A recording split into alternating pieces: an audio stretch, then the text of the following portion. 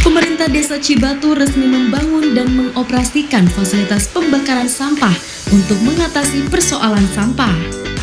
Fasilitas ini mulai disosialisasikan sejak 1 Desember dan saat ini dioperasikan secara bertahap. Kepala Desa Cibatu, Ranta, mengatakan langkah ini diambil karena setiap rumah di Desa Cibatu menghasilkan hingga 1 kilogram sampah per hari.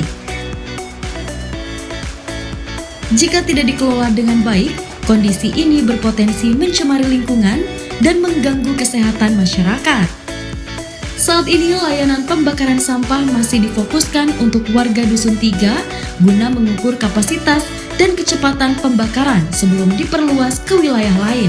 Ini kayak pempas apa di sini nanti kita open nih. Nanti kalau udah kering ini ya. Udah kering ya. Nah, nanti dimasukin ke sana supaya mudah dalam proses pembakarannya.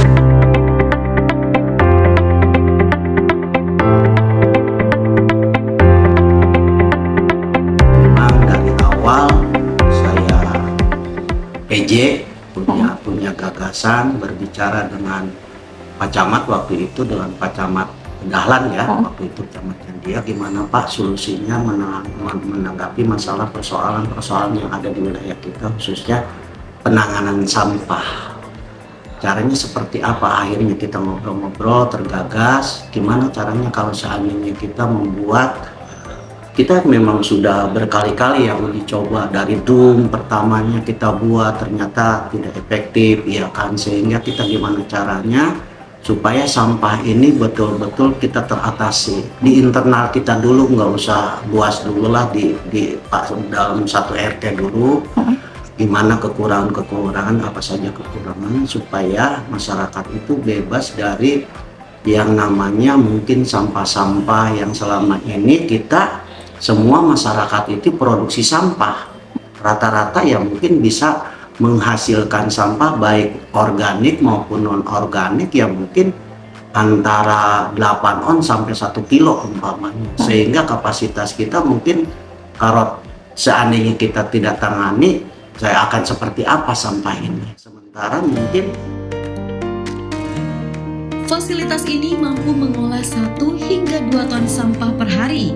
Pengangkutan dilakukan oleh petugas desa disertai pemilahan sampah bernilai ekonomis untuk dimanfaatkan kembali. Pemerintah desa menegaskan fasilitas pembakaran sampah ini bersifat solusi sementara dan akan disesuaikan dengan kebijakan pengelolaan sampah terpadu dari pemerintah daerah ke depan.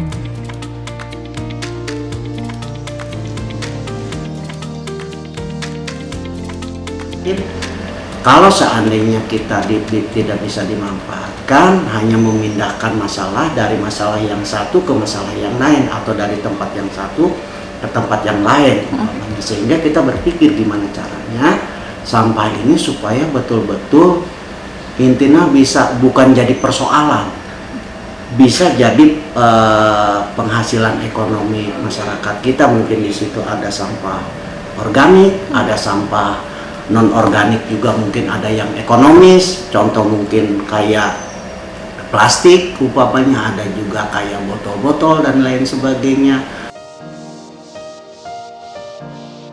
Ike Sopiah, Newsroom Diskominfo Santik, Kabupaten Bekasi, melaporkan.